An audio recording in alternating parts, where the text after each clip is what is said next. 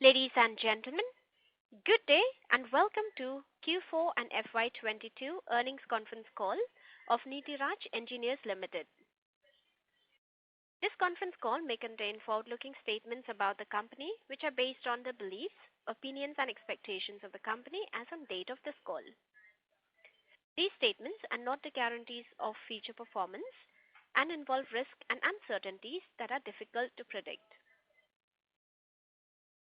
As a reminder, all participant lines will be in the listen-only mode, and there will be an opportunity for you to ask questions after the presentation concludes. Should you need assistance during the conference call, please signal an operator by pressing star then 0 on your touchtone phone. Please note that this conference is being recorded. I now hand the conference over to Mr. Rajesh Bhatwal, Chairman and Managing Director of Nitiraj Engineers Limited. Thank you and over to you, sir. Thank you so much. Good morning, everyone.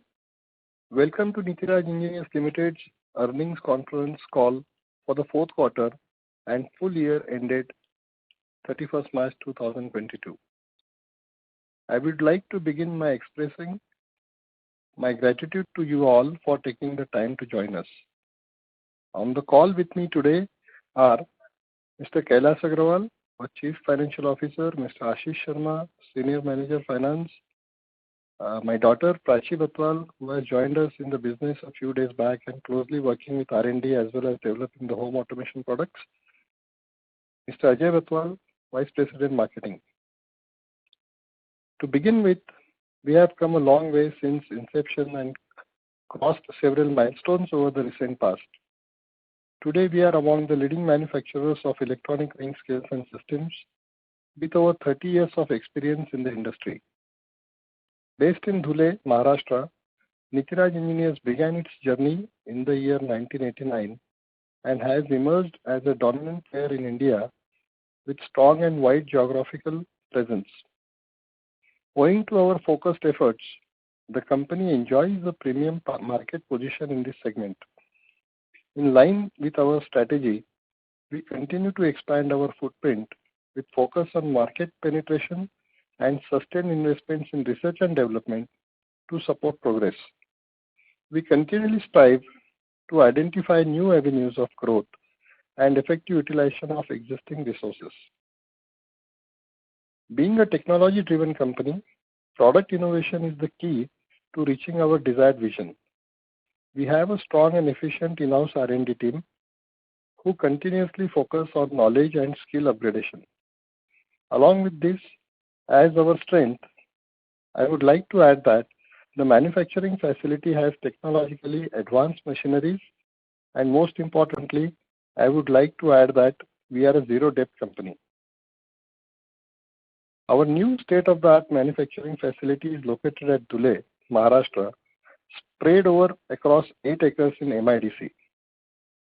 The facility has been divided into 4 buildings: tool room and molding shop, main factory, our printing facility clubbed with a canteen building, and administration office with a production capacity of 4,000 machines per day. This manufacturing facility produces diverse range of products ranging from industrial range, commercial range, jewelry range, healthcare range, and household range in electronic ring scales to currency counting machines and home and hotel automation. Along with this, the company also has wide and diversified distribution network of about 400 dealers across India and 19 branch offices across Maharashtra, Odisha, and Chhattisgarh, catering to more than 10 lakh satisfied customers. Along with branch offices and dealers network, our company has also entered the online space to capture untapped customers who prefer buying products online. We have recently started an export wing at our head office at Dhule to increase our sales overseas.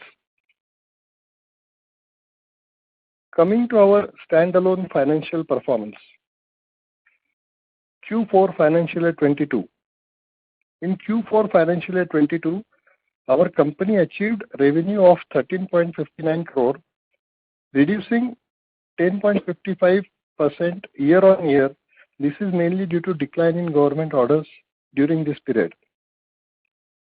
EBITDA stood at negative rupees 0.23 crore as against rupees 1.67 crore in the previous corresponding year period. Continued fixed expenses incurred combined with lower sales led to contraction in EBITDA. PAT for Q4 financial year 22 is at negative of rupees 3 crore as compared to a profit of rupees 0.7 crore in Q4 financial year 21. Exceptional loss this quarter due to shutdown of Parvanu unit had major impact on profit. Q4 financial year 22 EPS stood at negative rupees 2.92. Turning to the full year financial year 22 standalone financial results. In financial year 22, our company achieved revenue of 39.63 crores, decreasing 25.79% year-on-year. This is mainly due to lack of orders from government, offset the rise in sales from branch and dealerships, leading to lower sales. This has mainly happened because most of the government budgeting was diverted for COVID-affected pandemic. EBITDA stood at rupees 1.79 crore as against rupees 8.11 crore in previous corresponding period. Lower sales volume coupled with continued fixed expenses hampered margins. PAT for financial year 22 is at negative rupees 3.36 crores as compared to a profit of rupees 3.63 crores in the financial year 21. Exceptional loss in Q4 due to shutdown of Parvanu unit had major impact on profit. Financial year 22 EPS stood at negative rupees 3.28. This is all from our side. We can now open the floor for questions. Thank you very much. We will now begin the question and answer session. Anyone who wishes to ask a question may press star and 1 on the touchtone telephone. If you wish to remove yourself from the question queue, you may press star and 2. Participants are requested to use handsets while asking a question. Anyone who would like to ask a question, please press star and 1 at this time. Ladies and gentlemen, we will wait for a moment while the question queue assembles.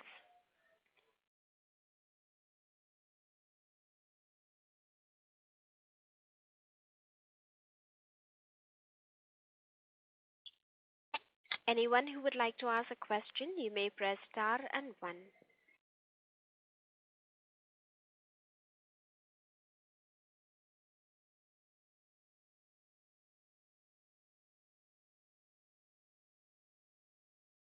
The first question is from the line of Rohan Mehta, an individual investor. Please go ahead. Good morning, sir. Good morning, everybody. Good morning to you, Rohan. Thanks, sir. So just some questions. What was the reason or rationale behind shutdown of this Parvanu facility? Because I mean, I believe we had decent ties with the government officials also. So was that not, was there no scope of further expansion over there? I mean, getting good business and revenue from there? Yeah, Mr. Rohan, basically the plan was shutting down our operations at Parvanu was laid down in 2018, which when we purchased the land in Dhule, and we wanted to bring everything under one roof to control our expenses and further growth and proper control of the operations. So we had to shut down Parvanu unit anyway, and there was no connection of having any government kind of connection because of which we were getting better benefits being in Parvanu. In fact, in Parvanu unit we had started for taking the excise exemption, and in the GST era the benefits were all over. Okay, sir. So we should have relatively lower expenses now in Dhule compared to the Parvanu facility when that was operational, right, sir? Perfect. That was the main plan. Okay, sir. So, sir, what is the current capacity utilization at the Dhule unit? Roughly about 70%. 70%. Okay. And sir, with any new products under development, is the utilization expected to increase in the near future, sir? Yeah. Now, since everything has come down here to Dhule, we all are going through a lot of planning for utilizing the capacity 100% or even taking it further. We are having certain kind of plans in our hand, like there are some products under development, and we should be utilizing the capacity fully. Okay, sir. So these products would be related to home and hotel automation or Yes. something else also? Yes. Mainly it will be a consumer electronics in home and hotel automation. Number two, we are also planning to take our analytical balances development further, in which we'll be developing the density and gold purity measurement balances. Also, we are planning for some kind of parcel scales, which will also measure the weight as well as the volume of the parcels. Okay, sir. So these products are currently under development, right, sir? Yes, these products are currently under development. So, sir, would you share some light on the timelines as to when we can expect some of the new products to roll out, and then what kind of just a rough ballpark estimate of what kind of growth we can estimate from these new product segments like home, hotel automation and the consumer electronics, sir? Perfect. See, the home and hotel automation products are going to be consumer products for us, and we have been working on it for almost 3 to 4 years now. And the products are getting stabilized. The trial run in the market is going on. We have installed roughly about 350 to 400 products all over India already. We are getting a lot of feedbacks from the customers and our marketing team. So we are trying to do further development on the products, also trying to add some new features into our home and hotel automation products. This product should take us way ahead. Only thing is, once we are prepared and ready with all kinds of ranges, then we'll be planning heavily on the marketing. Okay, right, sir. Yeah. So, sir, speaking of marketing and product development, do we have any rough budgets for our R&D and marketing? See, for marketing, this financial year, we have kept on advertisement mainly. The budgeting was roughly about 50 lakhs current financial year. Okay. And sir, are we exploring online sales also? Yeah, we are doing online sales also, but so far we don't have much of responses on the online sale as long as weighing scale is concerned. We are selling the person weighing scales online because weighing scale is controlled and covered by the Weights and Measures Act. It's not very convenient to sell on online other than the domestic weighing scale products like person weighing scales. But home automation products will be definitely coming on online in coming period, which will fetch much better business. Okay. Great, sir. Great. And sir, just if you could shed some light on the geographical split of the revenue across India, which areas we are getting more growth prospects from? See, at present, our maximum sale is in Maharashtra itself. It's roughly about 35-36%. Next is Odisha and Chhattisgarh, where we have our branch network. So we have almost 17-18% in Odisha and Chhattisgarh, roughly about 10%. Then we have Madhya Pradesh, West Bengal, Telangana, Rajasthan. These are our little strong points. Areas where we are little weak is on the northern side, which we'll be trying to focus more. And maybe states like Kerala, we are little poor, so we'll be trying to work hard over there to increase our market share. I see. So that must be the reason why we opened branch offices in Maharashtra, Odisha, and Chhattisgarh, right, sir, recently? No, Maharashtra, Chhattisgarh, and Odisha branches have been working since many years, maybe about 20-25 years. And mainly because we have branch offices there, we have a very strong presence. Presence there. Okay. Yeah. So, sir, is there any commission policy as such for the branches and the dealer network? I mean, what's the kind of commissions that we work with?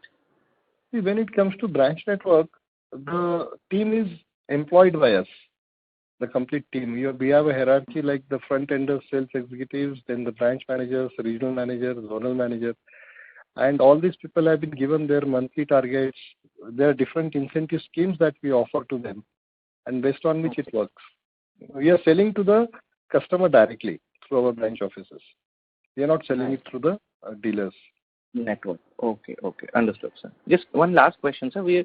Are we getting any advantage from the Make in India campaign in India? Not really. Not much. Okay. No. Okay. All right. All right. Okay, sir. That's all from my side. I'll rejoin if I have more questions. And thank you so much, and all the best, sir. Thanks a lot, Varun. Yeah. Thank you. Anyone who would like to ask a question, you may press star and one. The next question is from the line of Aniket Redkar, an individual investor. Please go ahead. Good morning, sir. Good morning to you, Aniket. Yeah, sir. Sir, I have a couple of questions, sir. As you mentioned in the presentation that Dhule factory is equipped with very advanced technology to produce many other electronic items. So, do we plan to enter any specific sector, or already we are developing any new product for the same? Yeah, Mr. Aniket, see, we already have the lines which, because of which we are very well known all over India as we are leading into electronic wing scales. So, electronic wing scales is our core line. We are planning to develop certain new more products for taking it further. Apart from that, we are trying to enter into consumer products like home and auto automation. Plus, we have got about 3-4 different sectors in which now we are planning to get into any one or two of them in coming future. Like domestic gas connection meters. We have got an offer from for some kind of tie-up. We are trying to work out on it. And also we are trying to get into PDS, public distribution systems, in which probably the business would be very high. Also, there are some more opportunities from foreign companies which we are trying to tie up. It will be a little difficult for me to give you any kind of commitment over here unless we really come up with something. But we are trying our best to add on little more kind of product ranges in different sectors. Okay. Okay. So, sir, I believe that there might be a competition from China or unorganized sector for weighing scale. So, how do you face this challenge? See, actually, China competition is there in every segment today if you go to see worldwide, not only in India. But then when you are manufacturing it in India, you are giving good quality, providing proper services, and having professional kind of approach with the customers, definitely it works. I don't find any kind of a issue with China competition so far. When it comes to unorganized sector, well, it's there everywhere. So, and it's going to remain. That really doesn't matter much. When your brand sells, people ask for it. We have more than about 1 million customers in India, satisfied customers. So it's going to grow further. Okay.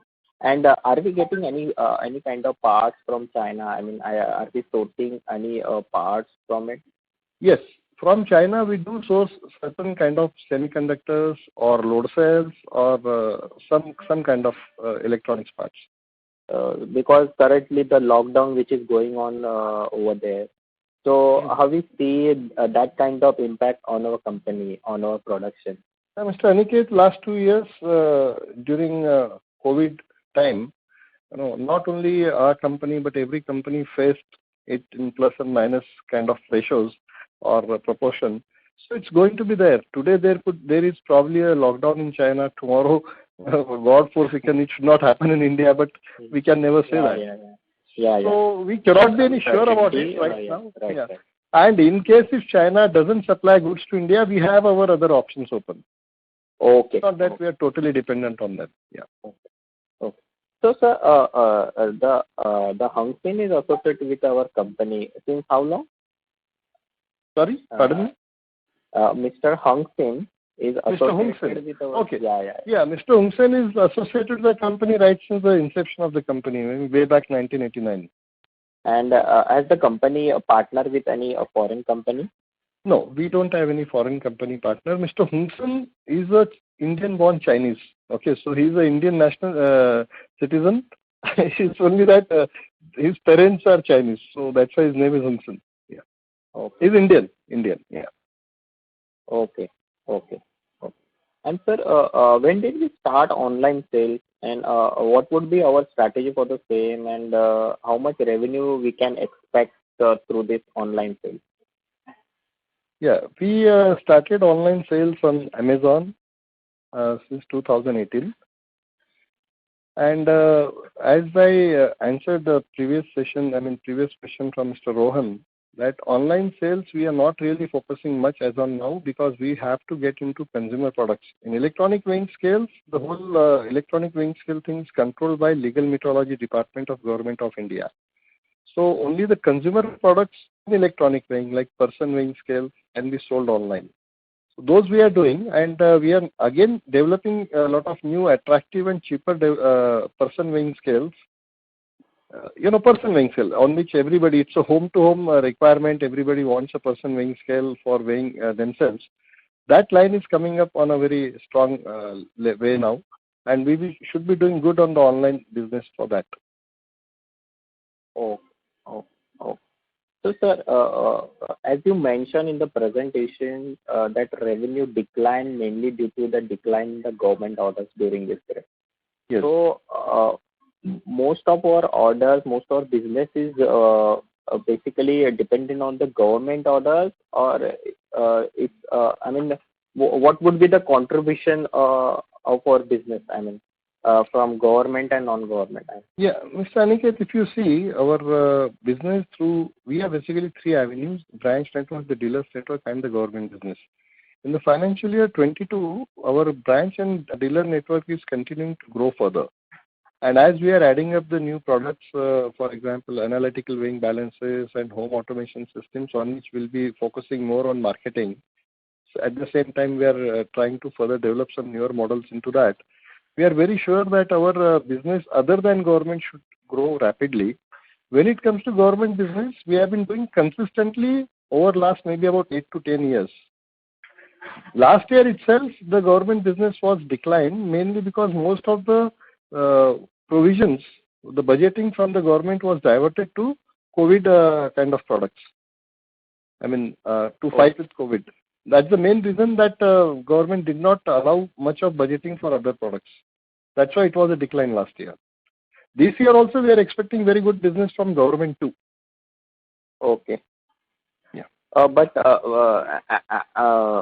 as per my experience, most of the government order we get, we won't be able to get the revenue or the income from the government on time. So what would be your plan in terms of the government order? Definitely we are going to continue because we are one of the very strong contestants for all kind of government tenders and all that.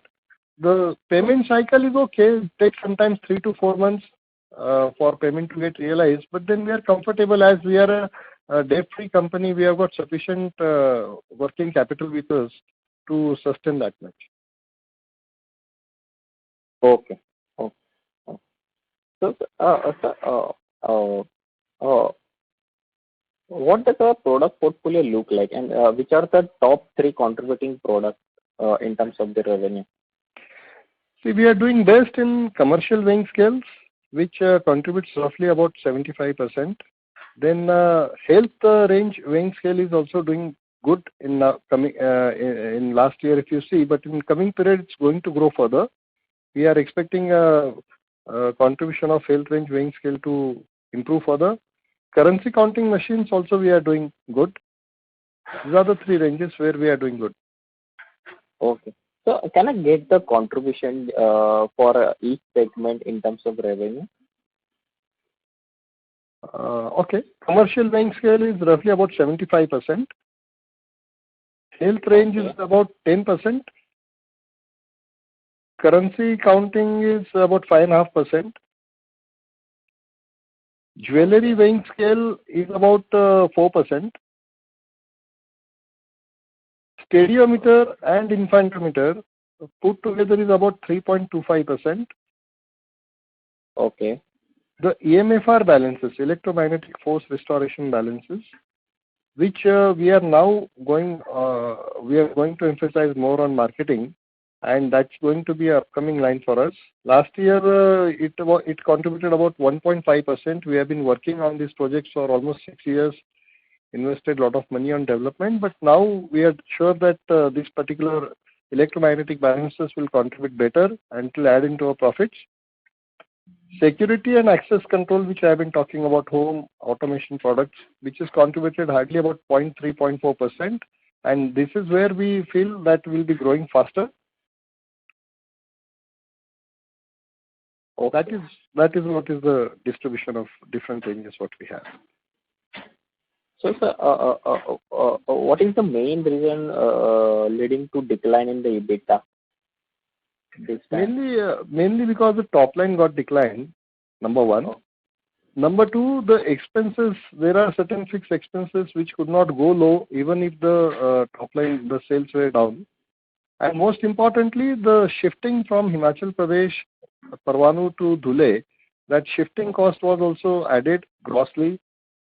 And, whenever you switch off any unit which was working for 17 years, there are a lot of other unseen losses which come up. So those also were added in Q3 because we shut down Parvanu unit in February 28th. That's the reason, mainly. Okay. So just because of that, also the PAT has also reduced substantially this year. Yeah, obviously. Yeah. So, what is our ideal working capital days, debtor days, and the creditor days, and also the inventory days? If you say about 22 financial year, the inventory days were 142, which was raised as compared to previous financial year, mainly because there was a panicky situation last year due to pandemic, and we had to buy a lot of semiconductors and ICs because there was a huge shortage and the lead times were very high. So we had to store a lot of ICs with us to continue catering services to our customers and producing products on time. So last year the inventory days was about 142. Okay. Sir, as you can see, there is a difference in the consolidated PAT and the standalone PAT. So, have you partnered with any other company, or I just want to understand that? Yeah. I'll give you the details. Yeah. Just a moment.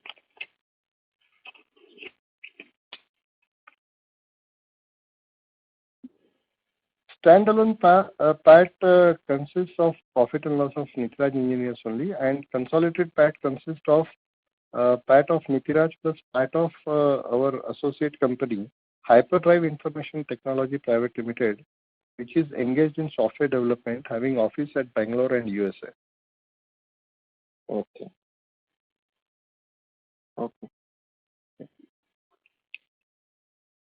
Sir, what is your guidance for the top line and the bottom line for the next couple of years? I mean, how you see the trend of the top line, the bottom line? Yeah. See, now since we have all come under one roof and a very big world-class facility here at Dhule, we are going to control all our operational costs and expenses. That is point number one. We are going to focus on increasing our top line to by all means in selling more our electromagnetic balances and focusing more on our consumer products. At the same time, increasing our sales in the areas where we are little poor, and we are going to top line ahead. See, if the top line goes ahead and the expenses are going to be controlled, definitely we look forward for a much better bottom line in coming 2 to 3 years. Okay. Any other major capex required in the near future? Not much. Capex expenses have been done to a great extent in last 3-4 years since the time we started constructing this factory, shifting Himachal factory to Dhule. Maybe some amounts from making new models where we'll be making certain dies and jigs. Apart from that, not much. Okay. And sir, this new automated plant, can it be used for new opportunities? I mean, diversified into the other businesses also? Yeah, that's what I've been saying, that we are looking out for certain opportunities and diversifying into 2-3 different products in coming time. We are trying to work up the possibility what products we can diversify. This facility, what we have in Dhule, can definitely make any kind of electronic product. Since we have a tool room molding shop in-house, we have a fabrication shop and press shop in-house. We have got complete electronic assembling automation machineries here. So we are definitely trying to look, to enter into newer avenues. Okay. Sir, as far as NLB series being a niche product is concerned, what kind of future growth do you see in this product? I mean, what kind of potential margin we can earn? The NLB series is a technically advanced product. When it comes to other our electronic ranges, those can be manufactured or made by a lot of people and they are already doing it. But when it comes to NLB series, there are very few players in India and there is much better value addition into this product. There is a huge market for NLB series in India and we are going to focus only on that.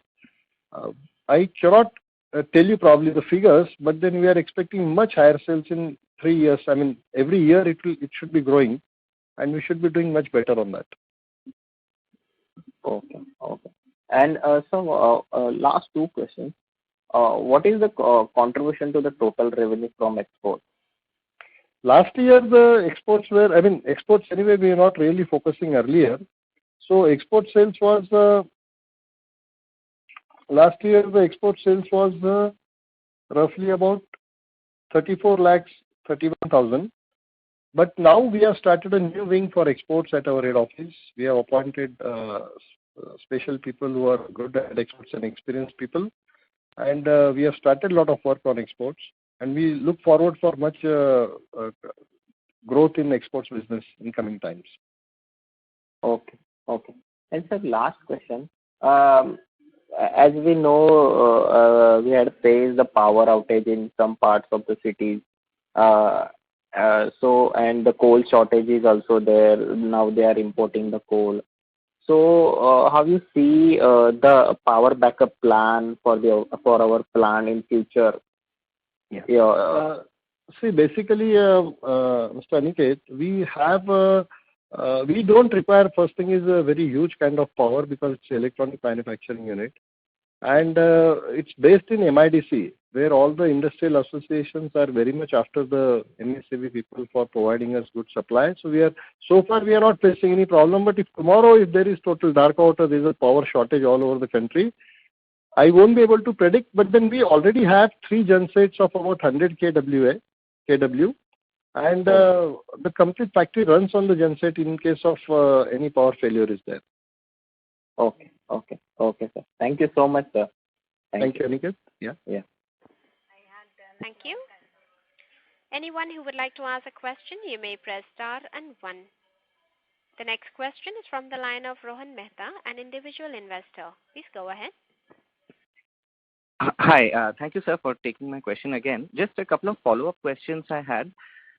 Sir, as you were mentioning earlier that current capacity utilization is around 70% odd, and with the new products that are in the pipeline, once this capacity utilization gets filled up, is there any rough timeline you see when the capex might be required, since you mentioned that right now you're not looking at capex?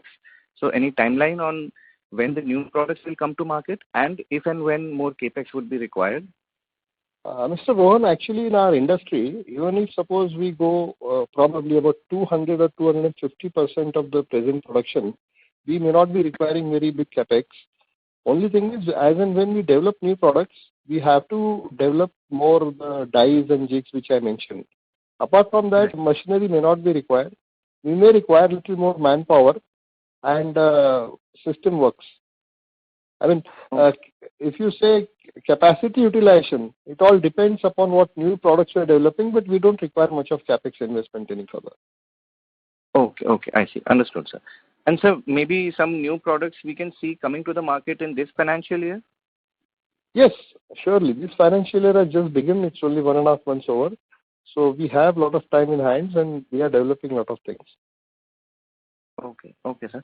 And just lastly, you mentioned to the previous gentleman that you bought a fair deal of ICs and semiconductors, which also affected expenses in the last quarter.